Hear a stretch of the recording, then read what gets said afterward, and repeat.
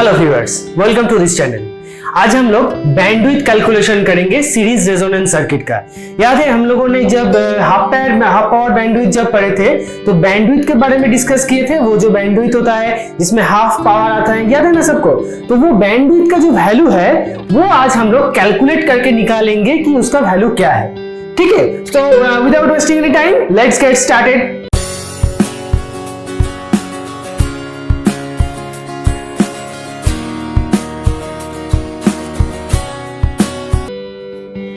So before we start, let me recapitulate the whole things in a faster way. Okay? हम लोग एक बार पूरा चीज रिकैप्चुलेट कर लेते हैं कि सीरीज रेजोनेंस होता क्या है, उसमें क्या क्या चीज होता है, उसमें क्या क्या ग्राफ होता है, ये सब एक बार जल्दी से रिकैप्चुलेट कर लेते हैं। ओके, सो सीरीज आरएलसी सर्किट मतलब हम लोगों को सभी को पता है कि सीरीज आरएलसी सर्किट कुछ इस तरह से दिखता है। इसमें सीरीज में एक आर एल और सी रहता है, राइट। एक एसी वोल्टेज अक्रॉस कनेक्टेड रहता है। This one is R L C, V is the voltage, I is current, right. So resonance means resonance एक फेनोमेना है जिसमें ये जो L और C का इफेक्ट है ये सर्किट में ये खत्म हो जाता है, राइट। दैट मींस ये L और C एक शॉर्ट सर्किट की तरह काम करते हैं। मतलब एक cell, that means XL and XC will be 0. Okay, XL and XC will be 0. Actually 0 नहीं होता है, इसका जो combined effect है वो 0 हो जाता है। Okay, so XL means the reactance of the inductor and the reactance of the capacitor is XC. Okay, ना हम लोग ये जो सर्किट है इसका क्या लिख सकते हैं, इसका जो करंट का वैल्यू है और जो टोटल इंपीडेंस Z का वैल्यू है वो क्या है, root under R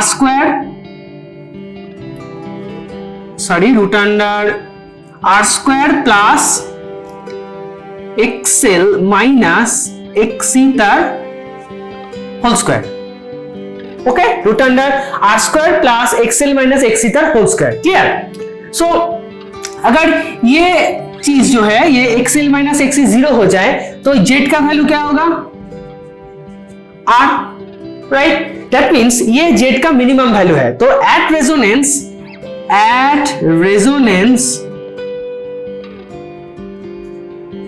Z equals to Z mean equals to resistance R।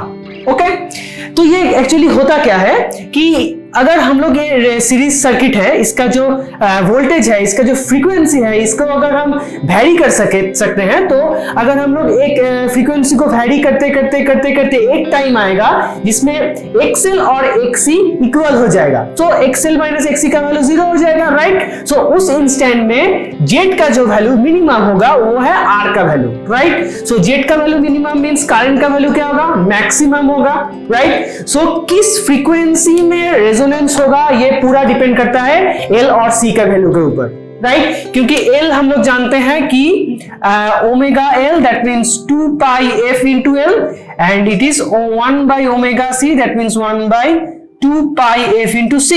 Okay, so देख सकते हो कि यहाँ पे F, अगर F के साथ ये जो XL है ये डायरेक्टली प्रोपोर्शनल है एंड जो XC है ये इनवर्सली प्रोपोर्शनल है। ओके, सो एक फ्रीक्वेंसी आएगा जिसमें XL और XC का वैल्यू जो है वो सेम हो जाएगा। उस इंस्टेंट में हम लोग बोलेंगे कि सर्किट का रेजोनेंस हो गया है। ठीक है, तो रेजोनेंस में करंट जो है वो मैक्सिमम रहता है और जो इंपीडेंस है वो मिनिमम रहता है। उसका वैल्यू क्या है, R। दैट मींस ये जो मैक्सिमम करंट का वैल्यू है ये डिपेंड करता है R के ऊपर। दैट मींस अगर रेजिस्टेंस, सर्किट का रेजिस्टेंस लो रहा तो जो करंट है वो हाई होगा और सर्किट का रेजिस्टेंस हाई रहा तो करंट जो है वो लो रहेगा। ठीक है, तो अगर इसको हम एक ग्राफ की मदद से रिप्रेजेंट करेंगे तो क्या होगा, देखो यह है current, okay, this one is frequency, तो कुछ इस तरह होगा, राइट। ओके, सो यह है रेजोनेंस फ्रीक्वेंसी FR। ओके, और एक कर्व हम लोग ड्रॉ करते हैं,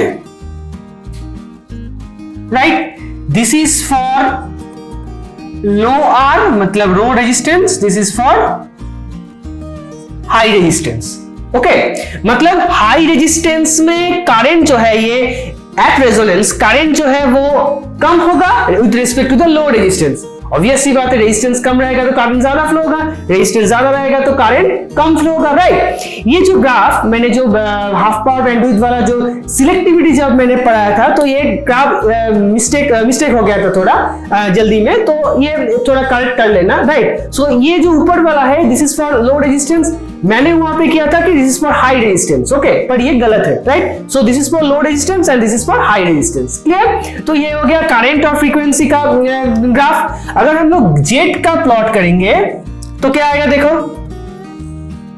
तो यह है resonance frequency F R, so this is Z min equals to R. Z minimum का वैल्यू क्या है, आर। और देखो यहाँ पे हायर फ्रीक्वेंसी में, सॉरी लोअर फ्रीक्वेंसी में जेड का वैल्यू ज्यादा है और हायर फ्रीक्वेंसी में जेड का वैल्यू ज्यादा है, ठीक है। तो at resonance frequency only resonance frequency जो है वो मिनिमम है। यहां पे देखो रेजोनेंस फ्रीक्वेंसी में करंट मैक्सिमम है और दोनों तरफ करंट देखो नीचे गिरा हुआ है, ठीक है। तो ये है रेजोनेंस जेड मतलब इंपीडेंस और रेजोनेंस फ्रीक्वेंसी का curve, this one is current and frequency का कर्व। इस पॉइंट पे रेजोनेंस हुआ और इस पॉइंट पे रेजोनेंस हुआ, राइट।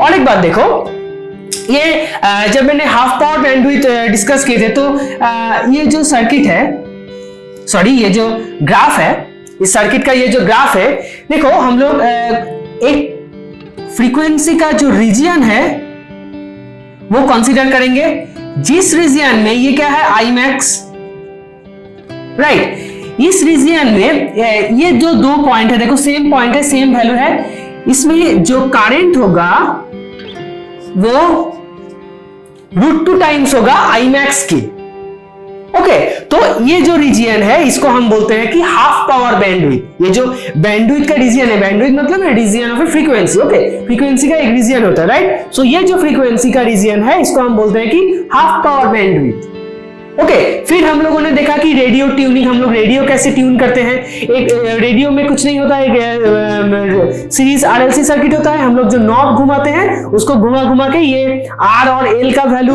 एडजस्ट करते हैं, राइट। और आर और एल का वैल्यू एडजस्ट करते ही ये फ्रीक्वेंसी आ जाता है, जिस फ्रीक्वेंसी एक फ्रीक्वेंसी आता है जिस फ्रीक्वेंसी में रेजोनेंस हो रहा है, राइट। मतलब ये जो आर एल का सॉरी एल और सी का जो इफेक्ट है वो खत्म हो जाता है। तो depending upon the R of this circuit the current will act, right. तो करंट का वैल्यू आएगा, तो उस करंट का वैल्यू में देखो ये यहाँ पे पावर भी मैक्सिमम है, करंट का वैल्यू मैक्सिमम है मतलब पावर भी मैक्सिमम है। सो इस पॉइंट में जो फ्रीक्वेंसी है उस फ्रीक्वेंसी में अगर कोई रेडियो चैनल रहा तो उसका साउंड हम लोगों को क्लियर सुनाई देगा, ठीक है। तो इस फ्रीक्वेंसी से ये जो दो फ्रीक्वेंसी है मतलब यहां से यहां तक हम लोगों को जो साउंड है वो सुनाई देगा, इसलिए हम लोग हाफ पावर बैंडविड्थ की बात किए थे, राइट। मतलब जो यहाँ पे जो मैक्सिमम पावर है और यहाँ पे जो हाफ पावर है, इस रीजन के बीच में जितना फ्रीक्वेंसी है अगर उस फ्रीक्वेंसी में कोई चैनल आ गया तो वो हम लोग को सुनाई देगा, ठीक है। तो ये है पूरा रेजोनेंस का फंडा, ओके।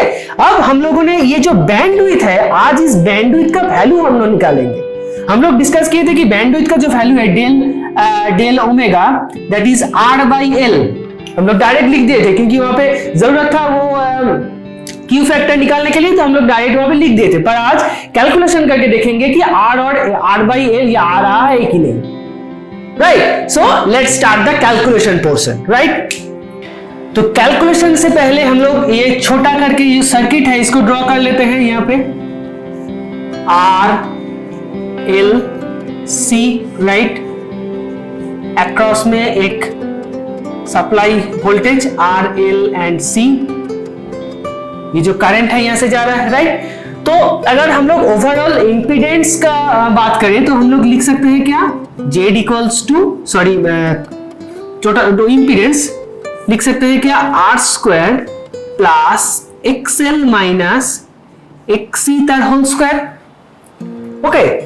तो करंट का वैल्यू हम लोग क्या लिख सकते हैं, I equals to V by root under R square plus XL minus XC तर होल स्क्वायर, है कि नहीं। करंट मतलब V by the total impedance, right. अब इसको लेके हम लोग कैलकुलेशन करेंगे। देखो ये I equals to V by root under R square plus ये जो है इसको हम लिखते हैं omega L minus 1 by omega C तर होल स्क्वायर, ओके कुछ नहीं किए, एक्सएल का वैल्यू हम लोग जानते हैं कि ओमेगा एल और एक्सी का वैल्यू हम लोग जानते हैं कि 1 बाय ओमेगा सी, वो यहां पे पुट कर दिए, राइट। ओके सो अब देखो ये जो ग्राफ था,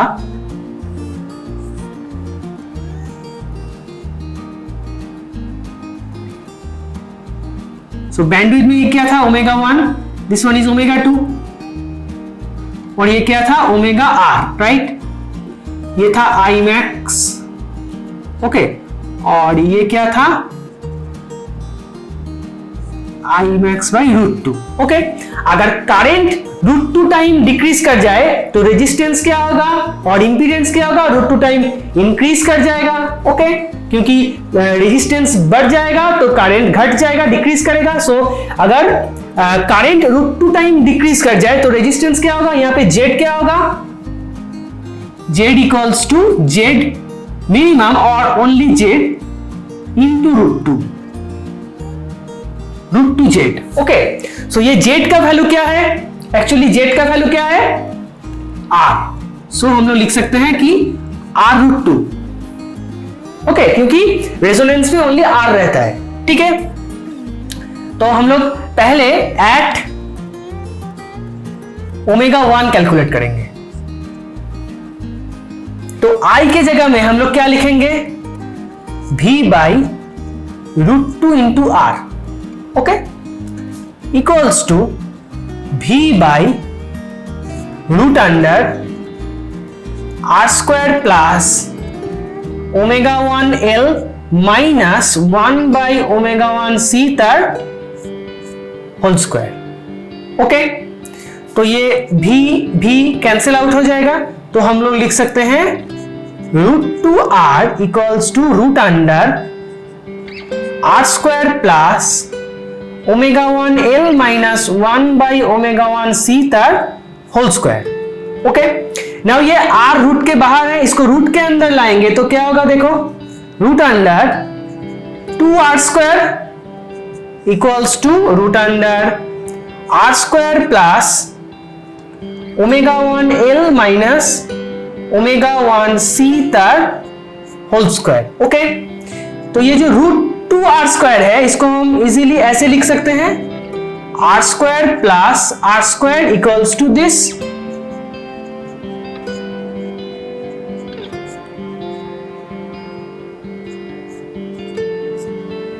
ओके, क्लियर, समझ में आया। नाउ देखो अगर ये लेफ्ट हैंड साइड और राइट हैंड साइड का कंपेयर किया जाए तो ये आर स्क्वायर आर स्क्वायर से मिल जा रहा है, तो this R square equals to nothing but this, okay. So हम लोग क्या लिख सकते हैं,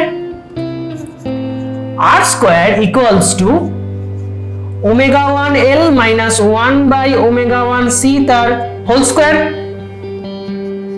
सो omega 1 L minus 1 by omega 1 C equals to plus minus R, okay, क्योंकि रूट अगर हटा दिया जाए तो प्लस माइनस आर आता है, ओके।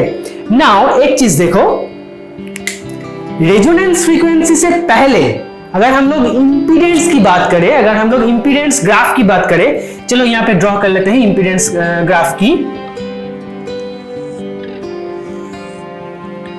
ये जो है this one is for XL, clear.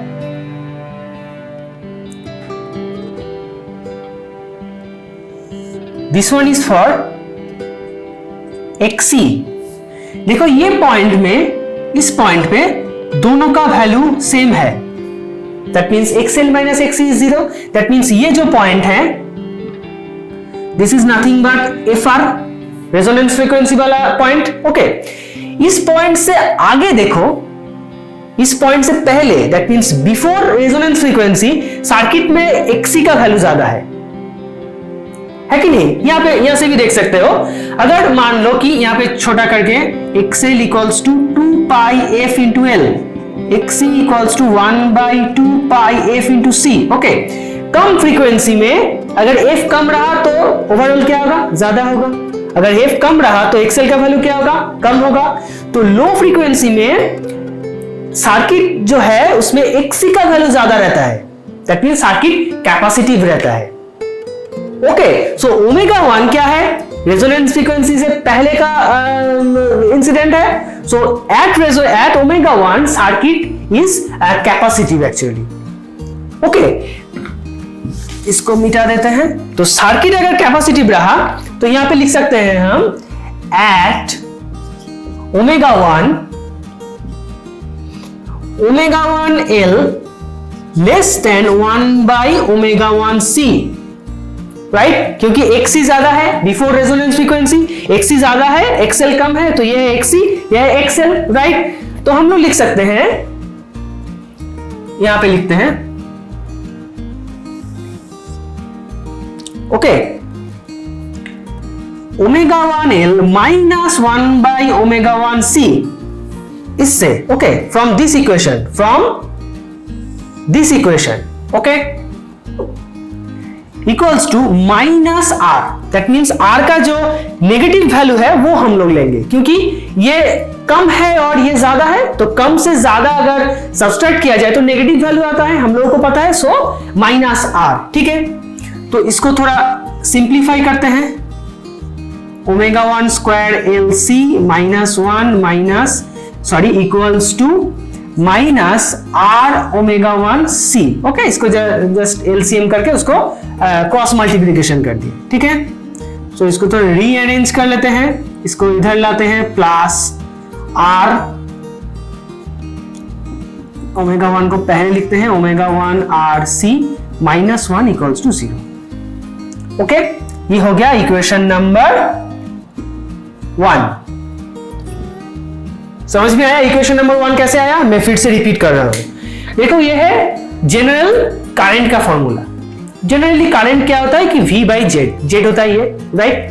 तो एट ओमेगा 1 क्या हुआ? देखो, at omega 1 V by √2R, क्योंकि करंट का जो वैल्यू है वो Imax बाई √2 है। सो यहाँ पे जेड का वैल्यू क्या होगा? √2 हो जाएगा, इंटू √2 हो जाएगा। सो यहाँ पे अगर रेजोनेंस रहा तो ये R है, right? So V by this at omega 1, just omega 1 यहाँ पे पुट कर दिए हैं, ओके? सो ओमेगा 1 पुट करते हैं, देखो ये ऐसे आया, √2 को हम लोग अंदर ले लिए, जो R है तो R स्क्वायर हो जाएगा, right? So this, so √2R square को √R square plus R square लिख सकते हैं, सो दिस हुआ, राइट? अगर दोनों साइड का कंपैरिजन किया जाए तो R square equals to this, so R equals to this लिखे, राइट? सो अगर इसको स्क्वायर रूट किया जाए तो omega 1 L minus omega 1 C equals to plus minus R, okay? So क्या हुआ? देखो, एट नाउ ये इक्वेशन एक आया, now at omega 1 L less than 1 by omega 1 C, क्योंकि जानते हैं कि लो फ्रीक्वेंसी में XC का वैल्यू ज्यादा होता है। सो दिस, सो हम लोग लिख सकते हैं omega 1 L minus omega 1 by omega 1 C equals to minus R, minus value लेंगे क्योंकि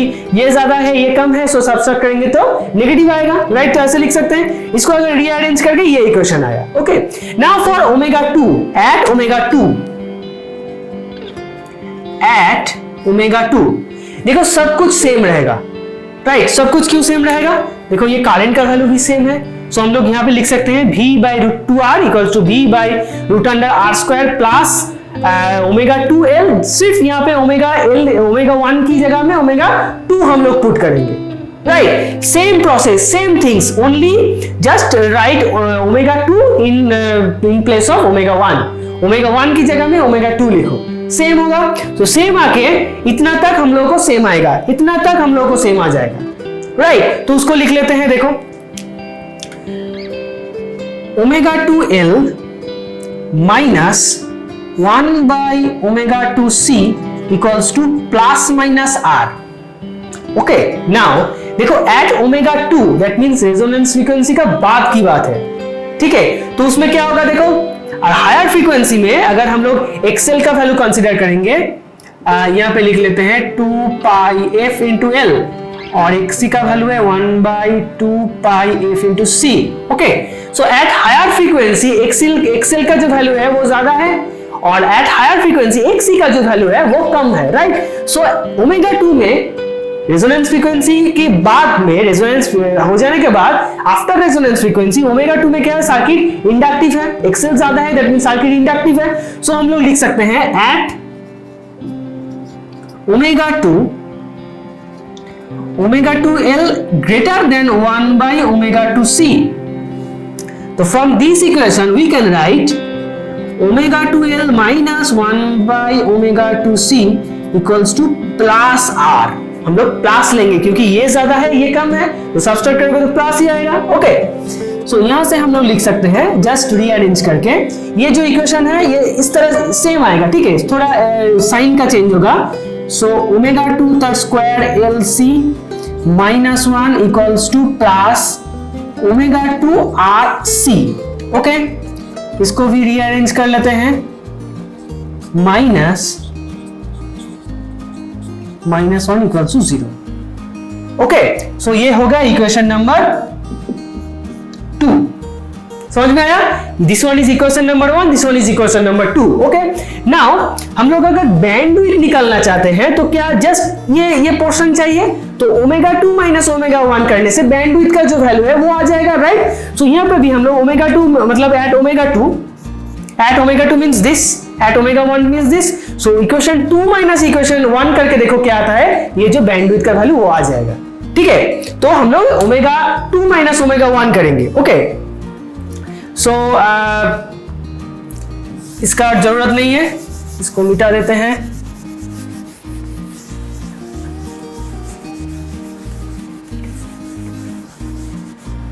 जस्ट दो इक्वेशन लिख लो, पहले ओमेगा 2 का ये इक्वेशन है, omega 2 L C minus omega 2 R C minus 1 equals to 0।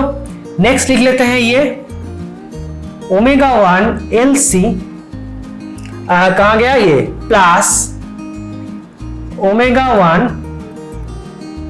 Are C minus 1 equals to 0। ये दो का अगर सब्सट्रैक्ट किया जाए तो साइन उल्टा हो जाएगा। ओके, सॉरी ये स्क्वायर होगा, ठीक है, ये स्क्वायर होगा, ओमेगा 2 स्क्वायर होगा। ओके, सो इन दोनों में से अगर एल सी कॉमन लिया जाए तो omega 2 square minus omega 1 square.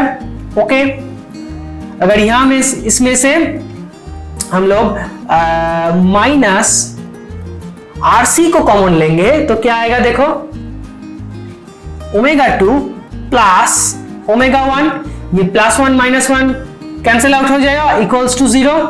Okay, next देखो एल सी, इसको हम लिख सकते हैं a plus b into a minus b, because a square minus b square है। So omega 2 minus omega 1 into omega 2 plus omega 1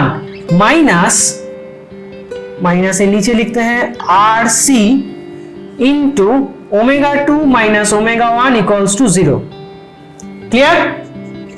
सो ओमेगा 2 सॉरी ये plus होगा, so omega 2 plus omega 1 ये हम लोग कॉमन ले सकते हैं। कॉमन लेने से पहले देखो L C omega 2 minus omega 1 into omega 2 plus omega 1, इसको इक्वल के उस तरफ ले जाते हैं, so equals to R C omega 2 plus omega 1। Okay, so ये ओमेगा 2 प्लस ओमेगा 1, यहाँ पे ओमेगा 2 प्लस ओमेगा 1 ये कैंसिल आउट हो जाएगा, और ये जो सी है ये भी कैंसिल आउट हो जाएगा।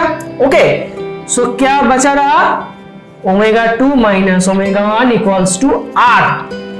तो हम लोग लिख सकते हैं omega 2 minus omega 1 equals to R by L. आया आर बाई एल, ये जो वैल्यू है ये हम लोग डायरेक्ट लिख दिए थे वहां पे, ठीक है, पर आज जो है कैलकुलेशन करके हम लोग देख लिए, ठीक है। So omega 2 minus omega 1 equals to R by L, जो बैंडविड्थ का वैल्यू है ये है R by L. Okay, now in terms of अगर एफ हम लोग लिखेंगे फ्रीक्वेंसी, तो ओमेगा 2 मींस 2 पाई f2 है। Okay, 2 pi f2 minus 2 pi f1 equals to R by L.